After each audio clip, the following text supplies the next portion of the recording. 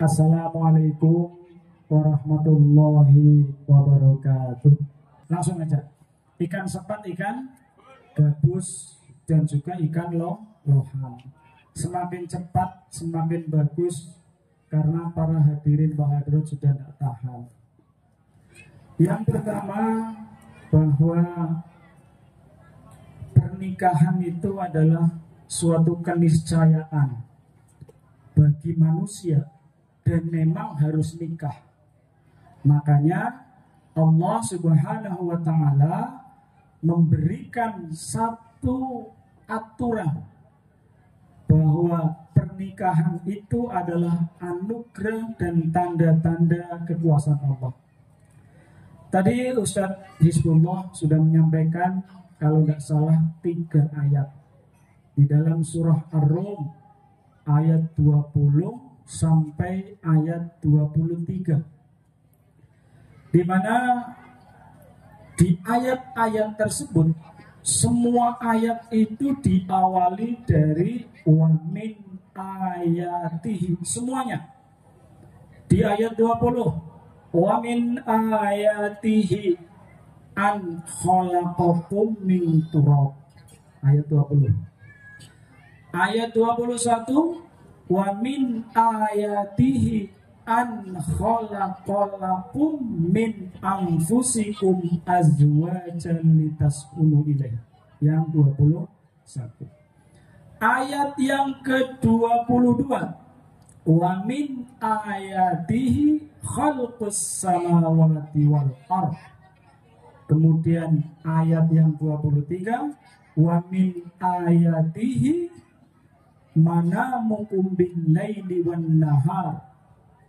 Jadi semua ayat itu diawali dari wa min ayatihi. Di dalam ulumul Quran, kalau ada ayat diawali dengan wa min ayatihi, maka Allah akan memberikan sesuatu yang luar biasa. Kita lihat yang pertama, wa min ayatihi an khalaqakum min turab. Dan di antara tanda-tanda kekuasaan Allah, Allah menciptakan kamu dari tanah. Jadi awal semuanya adalah dari tanah. Artinya apa? Kekuasaan Allah itu memang tidak terbatas. Dari tanah yang kita ketahui menjadi manusia. Summa antum basyarum tamtasirun. Kemudian Allah menjadikan manusia, dan akhirnya mereka bisa berkembang biak.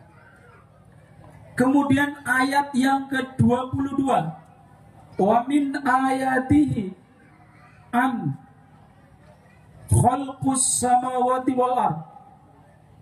Dan di antara tanda-tanda kekuasaan Allah, Allah menciptakan langit dan bumi. Waqtilafu alsinatikum wa alwanikum. Dan Allah menjadikan berbedanya bahasa dan juga kulit. Kemudian ayat yang 23, wa min ayatihi manamukum bin lail. Dan di antara tanda-tanda kekuasaan Allah, Allah menjadikan malam untuk istirahat dan menjadikan siang untuk bekerja. Kemudian ayat yang ke-21, wa min ayatihi an khalaqalakum min anfusikum azwaja. Jadi pernikahan antara Mas Agus Sutikno dan pernikahan dengan Mbak Bella Cantika Putri. Saya tadi ngapalnya gak lama. Bella Cantika Putri. Jadi kalau Mbak Bella ini dinamakan Tika, kalau Mas Agus Sutikno Tikno gitu ya. Tikno sama Tika. Pernikahan yang sekarang dilakukan itu adalah tanda-tanda kekuasaan Allah yang luar biasa. Jadi kalau suatu ketika suami istri ini lagi ribut, ini sudah pernah ribut enggak selama sebulan? Belum, Pak. Belum. Ya, sebulan itu belum ada ribut. Kalau Pak ya ini Muhammad Naim pernah ribut. Kalau nanti terjadi suatu keributan, terus nanti saling marah-marahan, maka tengoklah dengan seksama. Ini adalah tanda-tanda kekuasaan Allah. Jadi tengok bapak-bapak, istrinya mana? Pada ada ya sini ya. Nah, istrinya ditengok. Istri kita dengan istri orang itu seringnya lebih manis istri orang, katanya. Tapi yang saya tahu, ya seperti itu. Oleh karena itu ketika kita sudah bosen, maaf nih ya, sudah bosen dengan istri kita, suami kita, tengok, pandang secara mendalam, inilah tanda-tanda kekuasaan. Oleh karena itu, kita, pernikahan kita ini termasuk takdir yang sekarang sudah terjadi. Makanya saya doakan, barakallahu lakuma wa baraka alaikuma wa jama'a fi khair. Semoga Allah Subhanahu wa taala memberkahi kalian berdua dan menjadikan kehidupan kalian berdua adalah keluarga yang utuh dan dalam kebaikan. Itu yang pertama. Saya akan ngomong 3 hal aja, karena 5 menit lagi sudah dim. Yang kedua, pernikahan itu sudah mesti akan mengakibatkan hak dan tanggung jawab.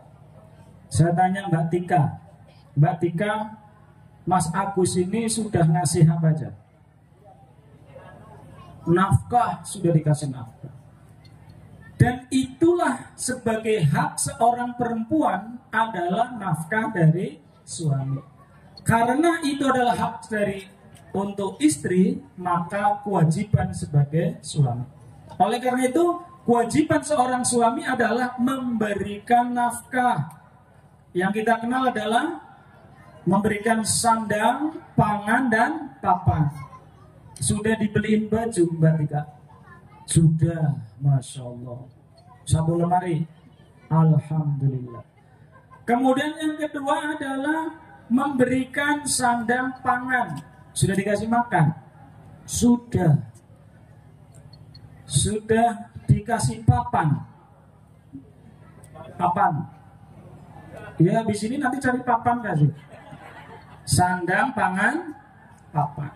Jadi kalau Mas Agus ini sudah melaksanakan semua, sudah 100, sudah lulus sebagai seorang suami. Tapi ingat, yang namanya memberikan sandang itu dengan sabunnya, dengan mesin cucinya, dengan setrikanya. Jadi jangan dikasih sandang selesai, tidak. Bahkan dikatakan yang wajib untuk mencuci itu adalah suami. Para istri ngomongnya seperti ini. Yang wajib menyediakan baju bersih itu adalah suami, Pak. Yang wajib ngasih nafkah adalah suami. Kalau suami sama istri itu lagi ribut, yang salah suami lah. Karena istri itu selalu benar. Nah itu Mas Agus. Pokoknya kalau lagi ribut sama istri, suami tidak usah macam-macam lah. Ngaku salah aja. Iya saya salah. Ya. Iya saya salah. Oleh karena itu kewajiban seorang laki-laki sudah terpenuhi oleh Mas Agus. Sekarang kewajiban seorang istri. Nah ini gantian ya. Mas Agus sudah dikasih apa oleh Mbak Tika? Senyum. Senyum itu ternyata kewajiban seorang istri. Di dalam hadis Nabi disebutkan dari Abi Hurairah.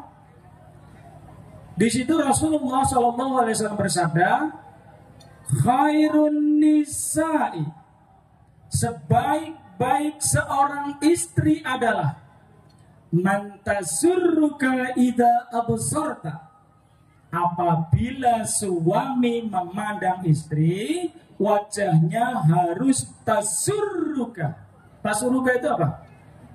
menyenangkan. Saya tanya bapak-bapak, Pak, kalau habis dari ladang, dari kerja pulang, terus papasan dengan istri, wajahnya menyenangkan atau mengenakkan, Pak? Kalau seorang istri belum bisa menyenangkan, berarti dia belum membayar kewajibannya. Mas Agus, ketika pulang ketemu istri, Mbak Tika senyum enggak? Senyum. Baru sebulan. Baru sebulan, gajinya masih banyak. Jadi mantasurruka idza absarta, apabila suami memandang, ingat kata-katanya, apabila suami memandang, maka wajib hukumnya, wajahnya harus tasurruka, sumringah. Tidak boleh manyun, apalagi kayak bungkus poci, tidak boleh. Jadi kalau berpaling, gitu ya, berpaling sini, istri sana, pas ketemu, yang senyum istri. Jangan istri ngomong gini, ya kalau kasih duit senyum. Enggak. Mau kasih duit, mau tanggal muda, uang banyak, uangnya habis. Kalau suami ngelirik, ting gitu, langsung. Nah, jadi itu ya Bu ya. Nah nanti bapak-bapak, kalau pulang, istrinya ternyata tidak senyum, kewajibanmu itu senyum. Ya, itu yang pertama ya. Jadi ketika suami memandang, seorang istri wajahnya harus sumringah, wajib ya ketika sampai mati, kuat bisa ketika tuh dengerin Mas Agus, sudah janji. Pokoknya apapun terjadi, mau kelihatan dari Mas Agus boncengin cewek dari kebun, ya asal nanti pulang, ya ditarik ke sini 1 cm 1 cm. Habis itu karena di luar banyak orang, di dalam baru, ya. Kemudian yang kedua apa?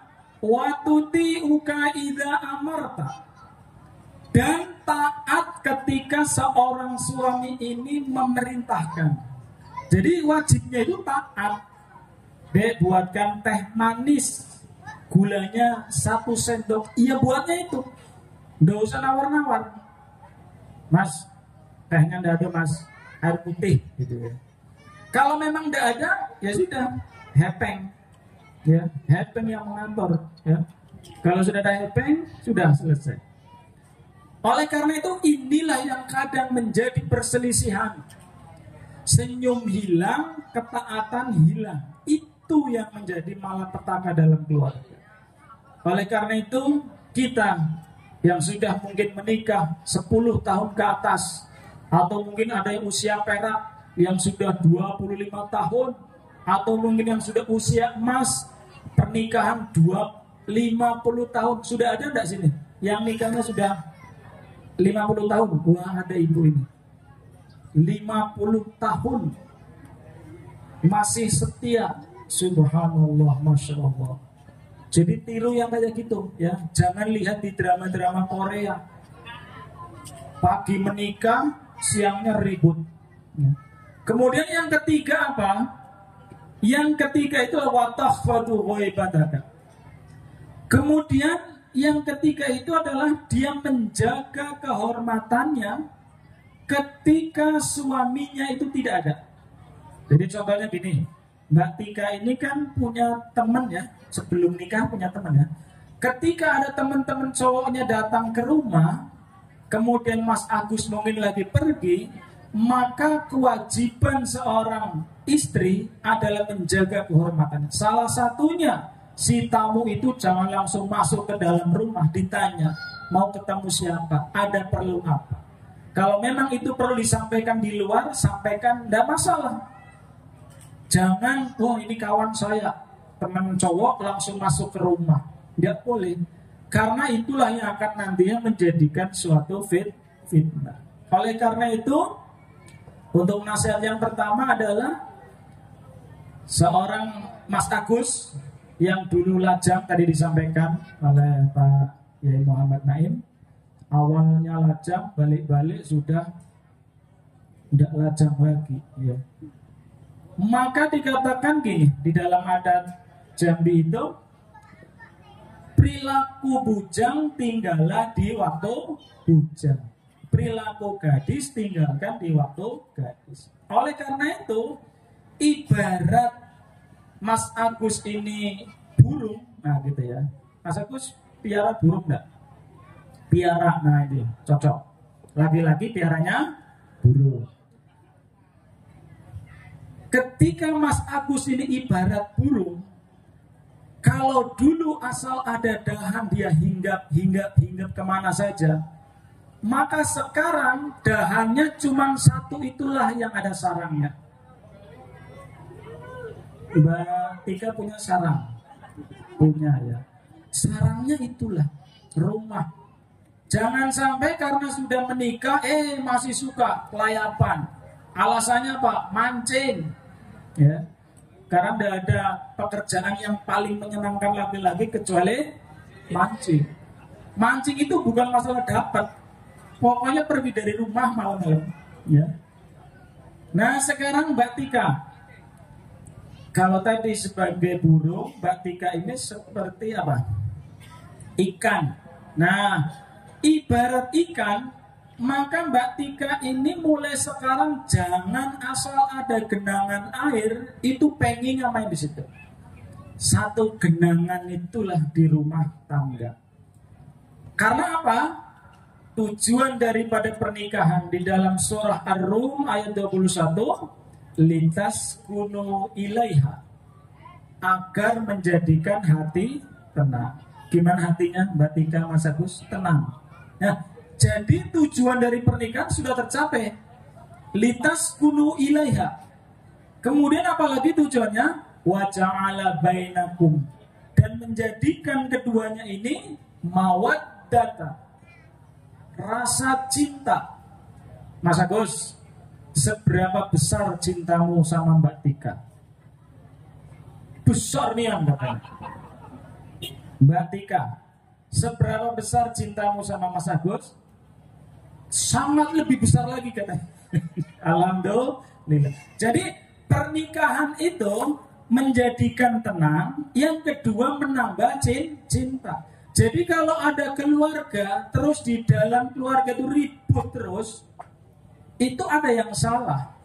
Makanya harus diperbaiki. Siapa yang memperbaiki? Ya suami sama istri. Nggak usah ngikutkan yang lain dulu. Nah, litas kuno menjadikan tenang itu dalam salah satu keterangan diambil dari kata asikin. Jadi litas kuno, sakanayas kuno itu diambil dari asikin, artinya pisau. Sehingga gini, sebuah keluarga itu akan tenang kalau dia berani memutus hubungan asmara-asmara yang dilarang. Mas Agus sebelum sama Mbak Tika punya pacar? Enggak punya. Benar. Oh ya. Pokoknya cubit-cubitannya nanti ya. Benar enggak punya. Orang seganteng kamu enggak punya pacar.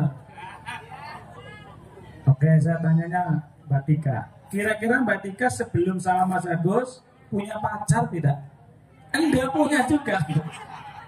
Tapi saya enggak percaya belum. Ya. Kalaupun punya, maka mulai sekarang harus dipotong segala nomor WA apa mantan itu harus dilepas. Makanya kalau saya ngarang pantun itu, makan siang lauknya ikan. Cakep itu loh Bu. Makan siang lauknya ikan, enaknya di sayur santan. Karena pernikahan sudah dilangsungkan, maka mohon lupakan mantan. Jadi mulai sekarang seperti itu. Pokoknya mantan-mantan itu tolong buanglah di tempat sampah. Ya. Jangan ditaruh di hati. Karena itu yang menjadikan nanti tidak tenang. Malam-malam ngasih WA ke mantan, tidak tenang hatinya. Oleh karena itu, satu hal yang terakhir, saya ketiga ya, yang terakhirnya. Mas Agus ya, kalau ternyata di dalam diri Mbak Tika itu banyak kelebihannya, baik itu kecantikan, kebaikan, kemurahan, dan semua tentang kebaikannya, maka bersyukurlah kepada Allah. Alhamdulillah punya istri sebaik Tika. Tetapi ketika ada kekurangan yang dimiliki, maka bersabarlah, karena tidak ada manusia itu yang sempurna. Dan tidak usah mengharapkan kebahagiaan dari pasangan. Seorang suami tidak usah mengharapkan kebahagiaan dari istri, tidak usah. Yang bisa membahagiakan itulah diri kita dan Allah. Dan untuk Mbak Tika, kalau nanti di dalam perjalanan kehidupanmu ada kelebihan kebaikan dari Mas Agus, sama bersyukurlah, alhamdulillah duwe bojo ganteng, tetep pengadeknya ya, kaya Gatot Kaca, balung besi, bagaimana? Balung kawat balung besi, otot kawat balung besi, tidak otot kawat balung tok ya, enggak. Jadi kalaupun ada segala kebaikan, bersyukurlah. Kemudian apabila ada kesalahan, ada kelemahan, ada kekurangan, Mbak Tika, nasihat tunjuk ajar dari kami, bersabarlah. Karena tiada gading ya tak retak. Semua gading itu pasti nantinya retak. Oleh karena itu, kita semua berdoa agar kedua mempelai ini diberi keberkahan, diberi kebahagiaan, sebagaimana orang-orang yang menjadi panutan kita, Nabi Muhammad SAW dan para sahabat dan juga para orang-orang yang beriman. Dan yang terakhir, pantun. Untuk doa nanti kami mohonkan Bapak Kiai Haji Jamsukir. Pantun yang terakhir, apabila ada jarum yang patah, jangan disimpan di dalam peti. Apabila ada kata-kata saya yang salah, mohon jangan disimpan di dalam hati. Apabila ada jarum yang patah, jangan disimpan di lemari besi. Apabila ada kata-kata yang salah, mohon Pak Kiai jangan dilaporkan ke polisi. Burung irian, burung cendrawasih. Cukup sekian dan terima kasih. Wallahul muwaffiq ila aqwamit thoriq. Assalamualaikum warahmatullahi wabarakatuh.